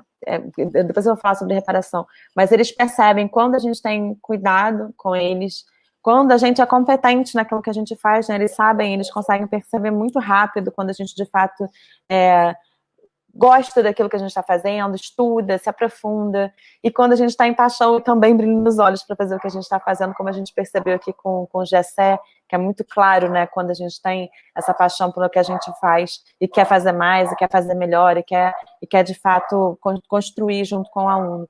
E a reparação é interessante porque o processo, quando você percebe que o educador, ele também se coloca na posição de vulnerabilidade, de forma a não ficar tão incomodado com isso. O que acontece, por exemplo, nesse momento de pandemia, foi um momento que a gente se colocou muito vulnerável, né? Que muitos professores não sabiam lidar com tecnologias, não sabiam lidar com essas novas ferramentas, e muitas vezes queriam ter esse controle que tinham, né? E porque, como eu falei, é uma mudança de mentalidade como um todo. E aí ficavam muito inseguros e muito desconfortáveis, inclusive tem casos de professores que tiveram questões sérias, psicológicas e psiquiátricas, porque não conseguiram dar conta disso, porque querem justamente ter o controle e não sair dele. Então, por que não falar, olha, alunos, eu não sei compartilhar essa tela, vocês podem me ajudar? Como é que eu faço aqui? Isso mostra para eles que a gente está ali também numa posição de aprendizagem contínua, que é o que faz da gente, de fato, educadores, e nessa posição de reparação no sentido de quando eu erro, eu digo que eu errei, e isso é o maior ensinamento possível, né, que a gente está falando para eles que é possível errar, que tudo bem errar, e que eu também erro, que eu também estou nesse lugar de vulnerabilidade. E de colocar para os estudantes que aqui não está a posição da verdade, né, eles também ficam confortáveis quando a gente retire esse lugar. Eu dou uma aula que é um clássico das minhas aulas ao longo desses anos, que eu dou uma aula fake para os alunos, uma aula inteira. Eu invento uma autora, uma teoria, encho o quadro, normalmente não encho o quadro, mas eu encho o quadro, eles ficam anotando. E aí, de repente, quando eu estou no meio da fala, eu conto uma história inteira desse autor, eu estou no meio da fala, e aí eu falo, mas o mais importante vocês saberem sobre esse autor é que ele não existe. E eles ficam assim, mas como assim? Eu falo, nada disso. Pode rasgar essa folha do caderno, jogar no lixo, ou então botar aula fake. E eles ficam se contorcendo nas cadeiras. Que é isso que você fez com a gente? E eu falo, justamente, eu quero falar para vocês dessa posição, né? Dessa relação saber-poder que existe aqui, de como que vocês precisam questionar esse lugar. E esse lugar também só pode ser questionado quando a gente coloca nesse lugar de que eu também erro, eu também posso estar vulnerável, e abraçar essa vulnerabilidade, entendendo que ela também tem muito a construir. Obrigada pelo convite, foi muito bom ouvir o Gessé, ouvir a Marina, e sempre bom trocar com outros educadores do Brasil. Fico com vontade, Gessé, de estar com você na sala dos professores, trocar várias ideias, sabe, de projetos. Fiquei muito feliz de te ouvir, muito bom. Muito bom, Renata, as experiências que você compartilhou, inclusive essa da aula fake, eu nunca tinha ouvido, mas é interessante como é algo que faz o estudante se questionar, né, de pensar, peraí, eu tenho que questionar também, não é só porque a professora ou o professor estão falando que eu tenho que achar que é isso, aceitar, né, e também não participar da aula, né, é muito interessante essa postura, né, que você espera uma participação ativa do estudante na aula, né? E eu queria ouvir um pouquinho também o Gessé agora, né? Trazendo as últimas considerações dele, falando um pouquinho, né? Sobre a questão socioemocional, né? Como é que ele lida na sala de aula dele e também trazendo algumas dicas de como é que os professores podem lidar com esse ponto. Muito boa fala da Renata, né? Acho que ela resumiu muito do que a gente passa, porque a questão emocional, a questão da saúde mental é imprescindível, né? Se um professor não está bem, a minha fala vai muito no sentido também do olhar para o professor, não tão somente para o aluno, né? Mas nesse período, professores estiveram aí passando por momentos difíceis, não só pelo uso das novas tecnologias, mas perdendo parentes, e meio a tudo isso, tem que dar aula com uma nova ferramenta, com algo novo, algo que ele não estava preparado muitas vezes para isso, teve que correr atrás, e junto tudo isso é uma pandemia, né? Com filho, muitas vezes mães, professoras que são mães, professoras que estão grávidas, professores que estão com maridos, esposos, filhos com problemas também. Então, dentro de um ambiente muitas vezes conflituoso, né?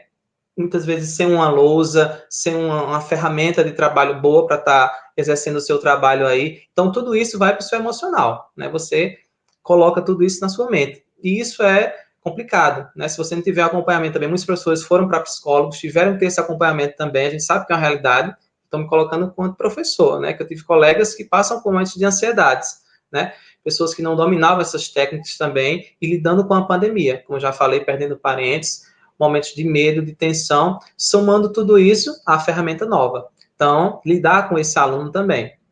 Então, isso traz problemas para nós. Tanto que foi tema do Enem, né? A questão da saúde mental, que foi bem trabalhada esse ano também nas nossas salas de aula, né? Esse ano nós trouxemos justamente por causa desse momento que a gente está vivendo, né? Palestras com o pessoal da UFCG, que é a Universidade Federal de Campina Grande, aqui na Paraíba, ela tem um projeto na escola já há 2 anos, se eu não me engano, 2 anos, e ela faz esse projeto com os alunos. Então, nas aulas presenciais, ela acompanhava todos os alunos aí, né? Faziam dinâmicas, vinham com um grupo de alunos da universidade e faziam esse trabalho com esses alunos, né? De primeiros anos, questão de bullying, a questão de ansiedade, depressão, problemas com drogas, drogadição. Então, ela estava sempre trabalhando esses temas com esses alunos, com dinâmicas, no meio das nossas aulas, chamava os professores também, ela fez esse momento com os professores também, né? Teve uma dinâmica bem bacana, que eu lembro agora, eu gostaria de compartilhar, quem sabe algum professor faça também, né? Ela colocou os professores reunidos, assim como ela fez com os alunos, e colocou no chão vários objetos, um telefone, uma caneta, uma bíblia, um capacete, um sapato. E ali reuniu aqueles alunos e perguntou, pegue 3 objetos que retratam ou que mostram algo que você... Quem é você através desses objetos? Aquilo que você tem familiaridade, aquilo que representa você.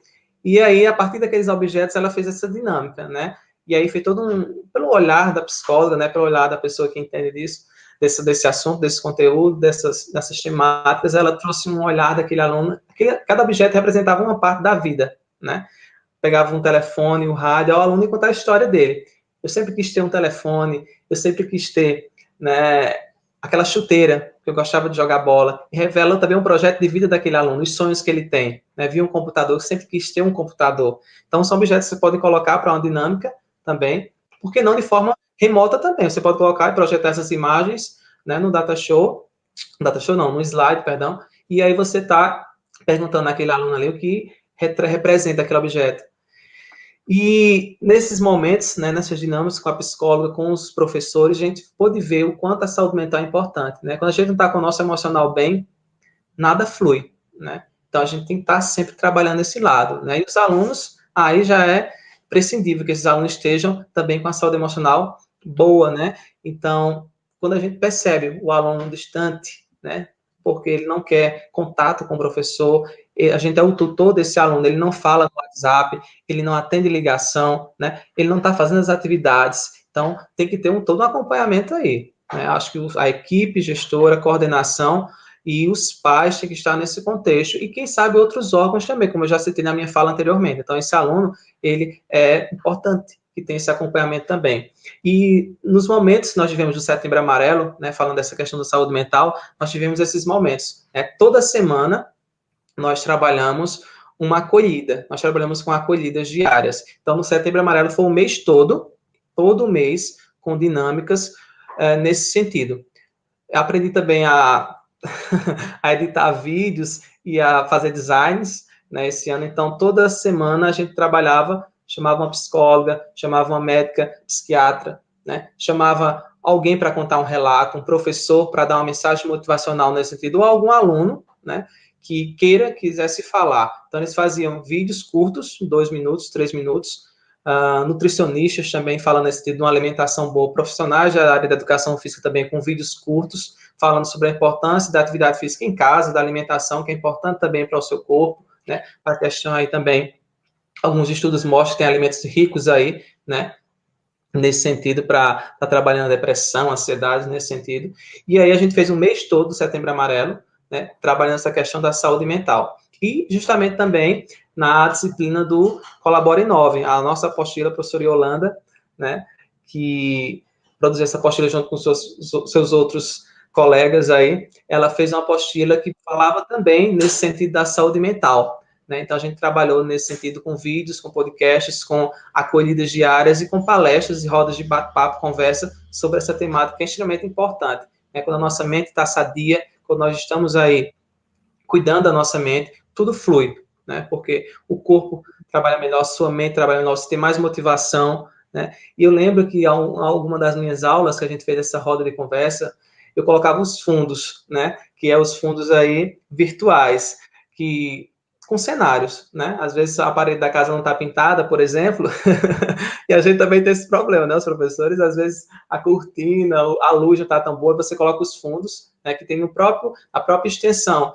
do Google Meet, e também o Snapchat também tem uma extensão que você coloca ali no computador e coloca um fundo de praia. Alguns os alunos estavam tristinhos, alguns, né, meio sem querer falar. O professor está na praia hoje dando aula? Estou sim, a aula vai ser na praia, com um fundo, né, aqui de praia, ou sei lá, no Setembro Amarelo a gente colocou também o símbolo da campanha, né, aquele lá, caixão amarelo, laço, e algumas palavras, algumas dinâmicas também, né, eu fiz uma dinâmica da escada, que era degrau por degrau, cada degrau representava uma palavra, motivação, né, ânimo, palavras que estimulam, músicas também nas aberturas das nossas aulas, aquela da Priscila, né, eu quero ser curado e ajudar a curar também, que fala do girassol, que todo dia eu posso ser como um girassol, de costas para o escuro e de frente para a luz, né? Então, músicas que motivem esses alunos, né, que causem eles sensações boas e agradáveis, para que a nossa aula não se torne, de fato, algo enfadonho.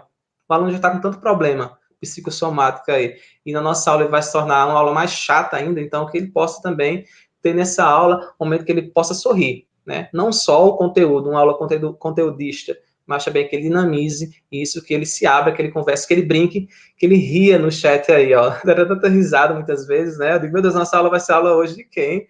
Eles começavam a rir. Então, é importante ter esses momentos também na nossa aula. Reserve um tempo da sua aula também para conversar com esse aluno, né? Não só conteúdo. Creio que todos os professores fazem isso, né? E que também tem esse olhar, né? E também está enxergando ali e se cuidar, né? Nós profissionais temos que nos cuidar, né? A gente sabe que essa sobrecarga de trabalho tão exaustiva que a gente se doa, né, para estar trazendo o melhor conteúdo para o aluno, uma melhor interação, mas a gente cansa. Nós somos seres humanos e nós cansamos, nós ficamos esgotados, né? 100 anos muitas vezes para bolar algo novo, para tentar inovar. O que é que eu vou fazer? Quantos de nós já fizeram essa pergunta? O que a gente vai trazer para a aula hoje, né? E aí não surge nada. E aí você deita, dorme e acorda com ideia, muitas vezes. O podcast, fiz também um aplicativo, né, o Geodicas, que lá nesse aplicativo, coloquei dicas de filmes da área de geografia, um motivacional diário, Geodicas o nome do aplicativo.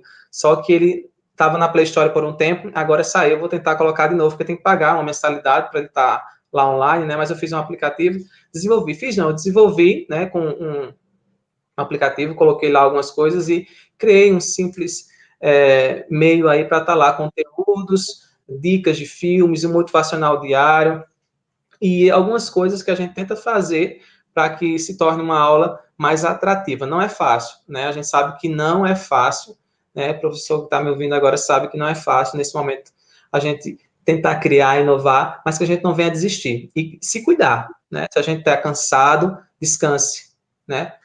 Descansa, é importante a gente descansar, dormir, se alimentar bem, beber muita água, procurar um profissional, né, da saúde para tentar nos ajudar. Afinal, né, tudo que a gente faz é com amor. E isso que eu queria falar, né? Tem um texto que fala, tudo que você for fazer, faça com amor. Quando a gente coloca amor, coloca empatia, coloca prazer, né? Tem prazer naquilo que você faz, as coisas fluem melhor. E que a gente possa vencer, passar por esse momento difícil, né? E com certeza vai ficar frutos. Então, queria agradecer também o convite, agradecer a presença de vocês aqui, aprendi muito nessa tarde, né?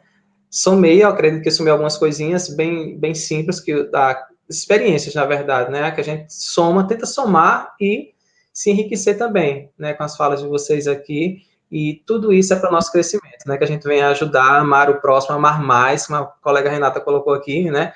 Em tempos de cancelamento virtual, em tempos de bullying, em tempos de ódio, que a gente venha, de fato, trazer esperança para os nossos alunos, para os nossos colegas, mensagens de ânimo, de motivação, e que dias melhores virão. Aquele vídeo de Fernando Montenegro, não sei se vocês viram, foi até um comercial, falava de esperança, né? Então, que de fato a gente tem um pensamento voltado, que dias melhores virão, tem até a música, né? Dias melhores. A gente trouxe um vídeo também de um menino de São Paulo, que eu conheci no Instagram, ele fez uma música, em Libras, né? Ele fez em Libras, em Libras o Instagram dele. E se você pedir, ele faz, né? Um Instagram bem bacana. Ele fez essa música em Libras, da Priscila, né? A Priscila Alcântara, com o Edson Nunes, que passou por um processo de saúde mental e tem vivido, né? Depressão, outras lutas, e que ele tem reagido bem. Então, que a gente, de fato, olhe para a luz, né? E seja amor. E você, além de professor, também é cantor? Deu uma palhinha aí pra gente no meio do caminho, né? Incrível! Muito bom, Gessé.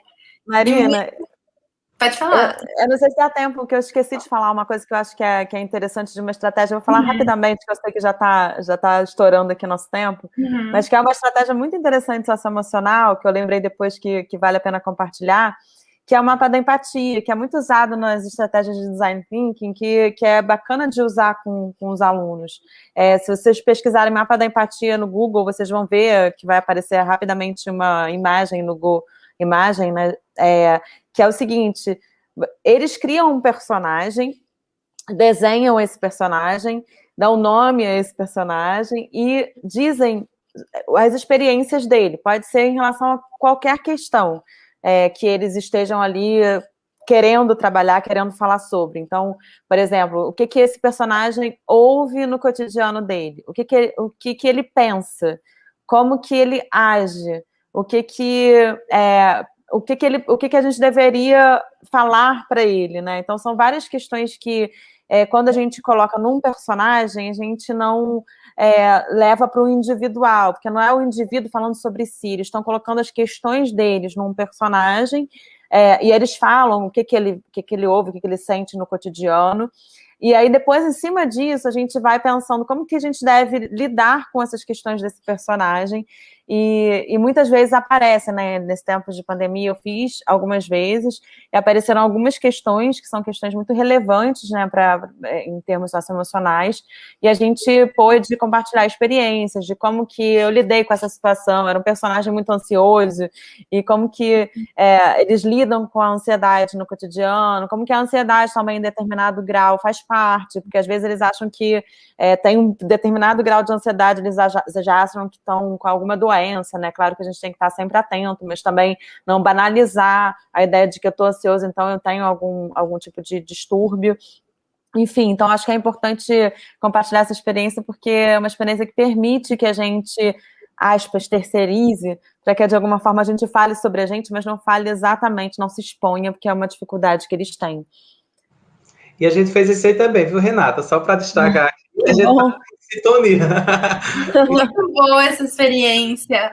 Muito inspiradora a fala de vocês, a fala do Gessé também, muito inspiradora, compartilhou muitas experiências interessantes e também trouxe muita inspiração para o professor, né, para ele não desistir, não desanimar, né, a gente entende que esse momento é difícil, é desafiador, mas estamos juntos compartilhando, trocando experiências. A Renata também trouxe muitas experiências inspiradoras, muitas experiências incríveis, e esses momentos são muito relevantes, né, para os educadores, para eles sentirem que não estão sozinhos, que tem muita potência, muitos educadores espalhados por regiões diferentes do Brasil, pensando em estratégias educacionais, pensando no estudante, pensando em engajamento, motivação, protagonismo.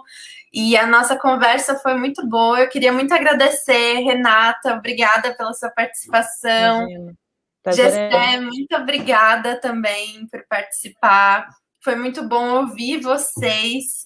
E com as falas do Gessé, da Renata, nossa conversa chega ao fim nessa trilha sobre como incentivar os seus alunos, né, a abrirem as câmeras. E nas próximas semanas nós continuamos compartilhando conteúdos aqui no Clube Porvir. Inclusive, algumas recomendações do Gessé, da Renata vão estar.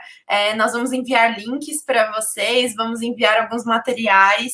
E nós esperamos que essa conversa, né, que esse debate tenha sido útil para você, educador, que nos acompanhou até aqui. E nós estamos abertos a compartilhar experiências, a também ouvir, saber como é que você que está nos assistindo, como é que você está trabalhando com seus estudantes nesse período, quais são os seus desafios, quais são as práticas que você percebe que tem gerado resultado nas suas aulas. E nós gostaríamos de nos despedir agora de vocês e nos vemos em breve na próxima trilha, na próxima conversa, e na próxima semana nós voltamos com alguns materiais também do Clube Porvir. Obrigada novamente, Gessé, e obrigada, Renata, que participaram com a gente hoje. Obrigada a você, Marina, e ao Clube Porvir. Obrigado, Deus abençoe a todos. Tchau, tchau. Obrigada, Gessé. Abraço. Obrigada. Tchau, tchau. Prazer. Prazer todo meu.